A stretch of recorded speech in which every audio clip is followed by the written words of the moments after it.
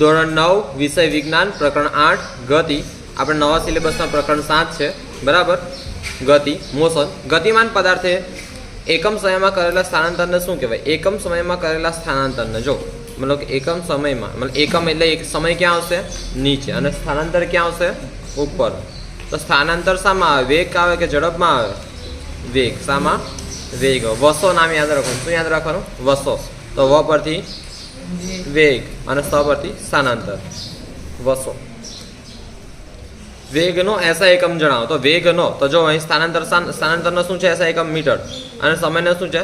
Second. એટલે આવું થાય મીટર પ્રતિ મીટરના છેદમાં સેકન્ડ, તો મીટર પ્રતિ સેકન્ડ. આ બધું પહેલાં કરાવી દીધું ચોપડીમાંથી બરાબર. અત્યારે રિવિઝન થાય છે એટલે થોડું ફાસ્ટ જઈશ.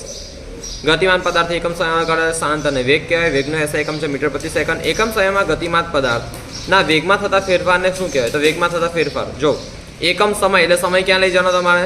છેદમાં. ક્યાં લઈ જવાનો? છેદમાં. અહીં શું લખવાનું? વેગમાં થતો ફેરફાર. વેગમાં થતો ફેરફાર. આજ વેગમાં થતો ફેરફાર છેદમાં સમય બરાબર શું છે? પ્રવેગ. શું છે? પ્રવેગ. જો ધ્યાન આપજો આગળ. જો કોઈ ગતિમાનનો અંતિમ વેગ પ્રારંભિક વેગ કરતાં ઓછો હોય તો તે કેવા પ્રકારની ગતિ કરતો હશે? જો હવે દેખો છોકરાઓ, અહીં કોઈ એક કનુ નામનો છોકરો ઊભો છે અને અહીં મનુ નામનો છોકરો છે. અહીં કોણ છે? મનુ નામનો. આ મનુ છે, આ કનુ છે. તો મનુ અહીંથી દડો ફેંકે છે કનુ પાસે. મનુ અહીંથી દડું ફેંકે છે. જો દડો ફેંકતી હોય તેની સ્પીડ કેવી હશે? વધારે હશે ને એમ કાંઈ સુમ દેખીને તો જ ઉપર જાય, બાકી ના જાય. હા, વેગ એની સ્પીડ એની વધારે હોય, વેલોસિટી એની વધારે હોય તો જ ઉપર જાય, બાકી જાય નહીં. તો ભાઈ શું થશે?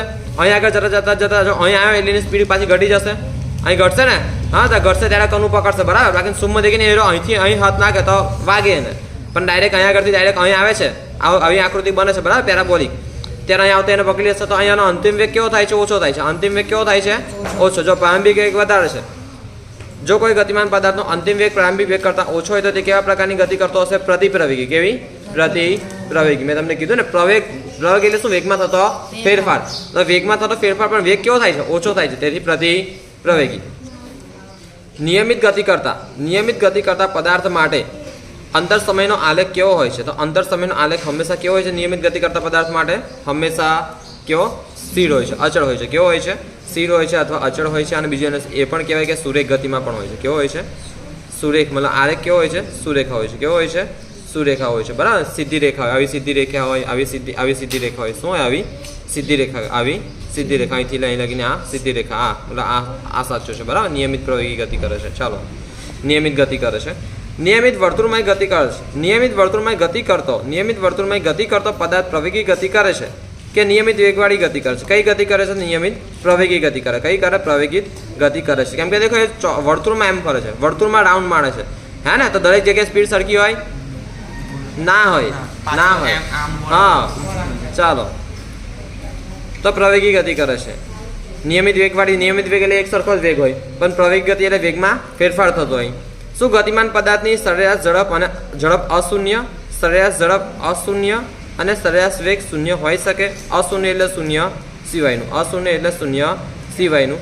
અને સરેરાશ વેગ શૂન્ય હોઈ શકે? તો કે હા, વર્તુળમય ગતિ કરે. કોઈ પણ પદાર્થ વર્તુળમય ગતિ કરે બરાબર છે, તો તે એક પરિભ્રમણ પૂર્ણ કરે છે. જેમ કે દેખો અહીંયા આગળ કોઈ પદાર્થ હોય એ પર, અહીં આ સ્થાન પર હોય, તો અહીંથી એમ કરીને દેખો અહીંથી ગતિ કરતા એક પરિભ્રમણ પૂરું થયું.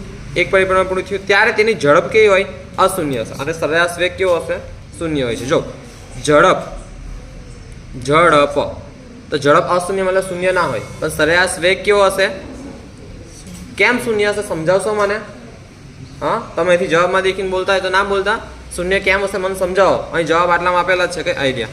હા, બરાબર. તો આમાંથી દેખીને ના બોલતા, સમજાવું તમને. જો તમને કેવું છું, ફરીથી કહું છું, અહીં લખેલું તે પણ કહું છું કે હા, વર્તુળમાં ગતિ કરતો પદાર્થ એક પરિભ્રમણ પૂરું કરે બરાબર, ત્યારે તેની ઝડપ અશૂન્ય મતલબ કે શૂન્ય ના હોય અને સરેરાશ વેગ શૂન્ય હોય છે. આવું કેમ? તો સમજાવું તમને.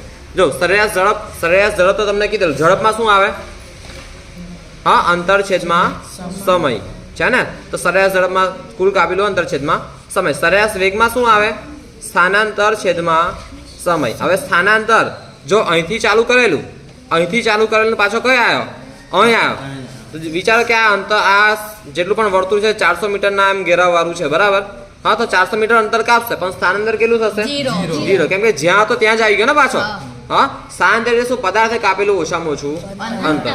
તો જો અહીંથી ક્યાં આવી ગયો પાછો અહીં પર એ પર જ આવી ગયો તો સ્થાનાંતર કેટલું હશે 0. હવે સમય કોઈ પણ હોય સમય કોઈ પણ આપણે x y z કંઈ પણ દર લે બરાબર પણ છેલ્લે સરેરાશ વેગ તો શું આવશે 0 જ આવશે બરાબર ને એટલે શું ગતિમાન પદાર્થની સરેરાશ ઝડપ અશૂન્ય અને સરેરાશ વેગ શૂન્ય હોઈ શકે તો કે હા સરેરાશ હા કહી ગયું વર્તુળમાં ગતિ કરતો પદાર્થ એક પરિભ્રમણ પૂર્ણ કરે તેની ઝડપ અશૂન્ય અને સરેરાશ વેગ શૂન્ય હોય છે અશૂન્ય મતલબ કે શૂન્ય ના હોય તેવી બરાબર ને આ તમને આ અહીંથી વાંચી નહીં તમને વાંચી નથી ગયો આખું સમજાવ્યું છે તમને કેવું થાય સમજ પડી ને ચાલો હવે ધ્યાન એક કાર સુરેખ માર્ગ પર એક દિશામાં ગતિ કરી રહી છે કારની ઝડપ દર મિનિટે 5 મિનિટે 5 કિલોમીટર પ્રતિ કલાક જેટલી એક સરખી વધે છે તો આ કાર માટે ગતિની કઈ ભૌતિક રાશિ અચળ હશે તો કે પ્રવેગ કેમ વેગમાં થતા ફેરફારને શું કહેવાય પ્રવેગ કહેવાય છે પ્રવેગ 9 314 મીટર વાળા વર્તુળાકાર પથ પર રમેશ એક ચક્ર પૂરું કરે છે તો રમેશે કરેલું સ્થાનાંતર કેટલું જો ફરીથી કહું છું આ વર્તુળ છે તેનો પરિઘ કેટલો છે 314 જો હવે અહીંથી ચાલુ કર્યું છે આ અહીંથી ચાલુ કર્યું છે હવે એક ચક્ર પૂરું કરે છે તો સ્થાનાંતર કેટલું થયું શૂન્ય કેટલું થયું શૂન્ય ચાલો metre s into -2 sorry metre into s inverse -2 કઈ ભૌતિક રાશિનો એકમ છે તો મીટર છેદમાં અને એમ પણ લખાય મીટર છેદમાં s નો વર્ગ બરાબર ને તો કઈ ભૌતિક રાશિનો એકમ છે પ્રવેગનો કયો છે પ્રવેગ વેગમાં થતો ફેરફાર છેદમાં સમય વેગમાં થતો ફેરફાર છેદમાં સમય જો આવું થાય વેગમાં થતો ફેરફાર છેદમાં સમય પ્રવેગ બરાબર વેગમાં થતો ફેરફાર છેદમાં સમય વેગમાં થતો ફેરફાર એને આપણે સિમ્પલ મીટર પ્રતિ સેકન્ડ હોય અને છેદમાં સમય તો હોય જ ઓકે આ સિમ્પલી તો સમયનો 8 સેકન્ડ હોય છે બરાબર ના વેગમાં થતો ફેરફાર છેલ્લે એનું આવે છે મીટર પ્રતિ સેકન્ડનો સ્ક્વેર હવે ધ્યાન વેગમાં થતો ફેરફાર આ તમને સમજાવું ફરીથી જો આ રહ્યું અંતિમ વેગ માઇનસ પ્રારંભિક વેગ અંતિમ સમય માઇનસ પ્રારંભિક સમય v માઇનસ આ શીખવાડ્યું હતું મેં બધું બરાબર છે ને v માઇનસ u છેદમાં t આવશે બરાબર v માઇનસ u છેદમાં t તો પ્રવેગનો SI એકમ મીટર પ્રતિ સેકન્ડ સ્ક્વેર અને CGS એકમ આવી રહ્યો CGS સેન્ટીમીટર ગ્રામ બરાબર સેકન્ડ સેન્ટીમીટર ગ્રામ સેકન્ડ એકમ કયો સેન્ટીમીટર પર સેકન્ડ સ્ક્વેર સેન્ટીમીટર પર મતલબ છેદમાં સેકન્ડ સ્ક્વેર ઓકે તો સિમ્પલી મીટર પ્રતિ સેકન્ડનું આ જ આવે છે સ્ક્વેર અથવા એમ પણ લખાય ઓકે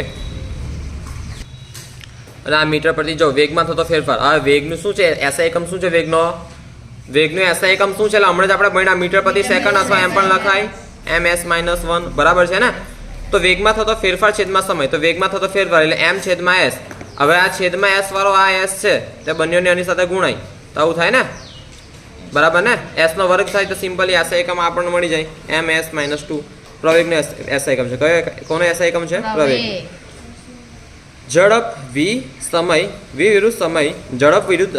વિરુદ્ધ સમયના આલેખ દ્વારા ઘેરાતા બંધગાળાનું ક્ષેત્રફળ દર્શાવતી રાશિનો એકમ SI એકમ કયો છે બંધગાળાનું ક્ષેત્રફળ કોનું કહે છે આગળ બંધગાળાનું ક્ષેત્રફળ તો છેલ્લે શું આવશે મીટર કયો છે મીટર છે જેમ કે આપણને કીધું છે ને 314 આ જો વર્તુળાકાર પથ છે એટલે એ પણ બંધગાળો છે બરાબર ને હા તો ઘેરા તો બંધગાળો જ હશે ને વર્તુળાકાર પથ પણ બરાબર તો એનું કયો SI એકમ છે મીટર પછી આપણે અહીં પણ આટલામાં પણ દેખ્યું છે અહીં આગળ મેં તમને કીધું 400 મીટર બરાબર ને તો SI એકમ કયો છે એનો મીટર પદાર્થ ગતિ કરે છે તેવું ક્યારે કહેવાય બરાબર છે મતલબ કે જ્યારે કોઈ પદાર્થ પોતાનું સ્થાન બદલે હા નિશ્ચિત સમયમાં પોતાનું સ્થાન બદલે તેને કહેવાય કે ત્યારે કહેવાય કે પદાર્થ ગતિ કરતો હશે જ્યારે કોઈ પદાર્થ એક બીજા પદાર્થ મતલબ જ્યારે કોઈ એક પદાર્થ બીજા કોઈ પદાર્થની સાપેક્ષે સમય સાથે પોતાનું સ્થાન બદલે છે ત્યારે તે પદાર્થ બીજા પદાર્થની સાપેક્ષમાં ગતિ કરે છે તેમ કહેવાય સિમ્પલ છે પદાર્થ નિયમિત ગતિ કરે કે એમ ક્યારે કહેવાય તો કે જ્યારે જો કોઈ ગતિમાન પદાર્થ એક દિશામાં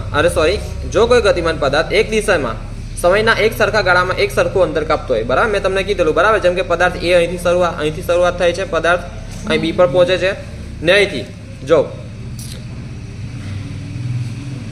આ કુલ 40 મીટર 1 2 3 4 40 મીટરનું અંતર છે 40 મીટરનું અંતરમાં દેખો જો કોઈ ગતિમાન પદાર્થ સમયના એક સરખા ગાળામાં પહેલી સેકન્ડમાં 10 મીટર અંતર કાપ્યું બીજી સેકન્ડમાં 10 ત્રીજી સેકન્ડમાં 10 ચોથી સેકન્ડમાં 10 તો ચાલી કરીને અહીં પહોંચી ગયો તો સમય એક સેકન્ડમાં 10 મીટર બીજી સેકન્ડમાં 10 મીટર ત્રીજી સેકન્ડમાં 10 મીટર બરાબર ને તો એક સરખા સમયમાં કેવું અંતર કાપે એક સરખું અંતર કાપે કેવું અંતર કાપે એક સરખું અંતર કાપે તો તે પદાર્થ નિયમિત ગતિ કરે છે તેમ કહેવાય સમજ પડે છે ને હા એક સરખા સમયગાળામાં કેવું અંતર કાપશે એક સરખું તો તે પદાર્થ નિયમિત ગતિ કરે છે તેમ કહેવાય આ ગઈકાલે શીખવાડ્યું કે વાહનનું ઓડોમીટર કઈ ભૌતિક રાશિનું માપન દર્શાવે છે તો કાપેલું અંતર ખબર ને ઓડોમીટર આવે છે જેમ કે આ ગાડી છે તો ગાડીમાં આવું સર્કલ આવે બરાબર તો તેની વચ્ચે તમે દેખજો આવી ચોરસ કલરની બરાબર જૂની ગાડી આમ ખાસ દેખાય છે તેમાં અહીંયા આગળ આંકડા લખેલા હોય બરાબર ને વચ્ચે અહીં વચ્ચે વચ્ચે આંકડા લખેલા હોય છે તો કોનું માપન દર્શાવે છે અંતરનું કોનું કાપેલું અંતર વાહનનું સ્પીડોમીટર સ્પીડ પરથી સ્પીડ એટલે ઝડપ બરાબર ને સ્પીડોમીટર કઈ ભૌતિક રાશિ સ્પીડોમીટર એટલે જે કાંટા આવે છે ને આગળ ઓકે 0 10 20 30 40 140 બરાબર ને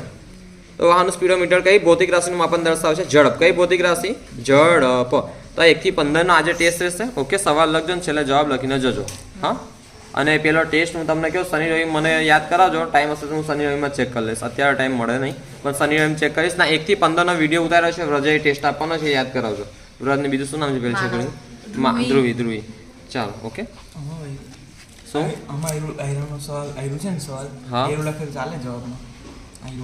સામા હા લખે ચાલે આઈ લખે છે પણ તમારા ઓપ્શનમાં શું આપ્યું તે તમારે દેખવું પડે ને ઓપ્શન હોય ખાલી જગ્યા હોય ચાલે પ્રશ્ન પૂછે ચાલે પણ ઓપ્શનમાં હોય તો તમારે જે ઓપ્શનમાં આપ્યો હોય તે પ્રમાણે તમારે લખવું પડે બરાબર તે પ્રમાણે તમારે દર્શાવવું પડે તો આપણે મોડે કરો 1 થી 15 બરાબર અને આ તમને મોટા સવાલમાં કામ લાગશે ઓકે અને પાછલા સવાલ છે ને મેં મોસ્ટ ઓફલી બધા એમપી જેટલા એમપી નથી તેના કરાયા છે બરાબર થોડું ઘણું બાકી છે તો આ પાર્ટ પણ ધીરે ધીરે 1-2 દિવસમાં પૂરો થઈ જશે બરાબર છે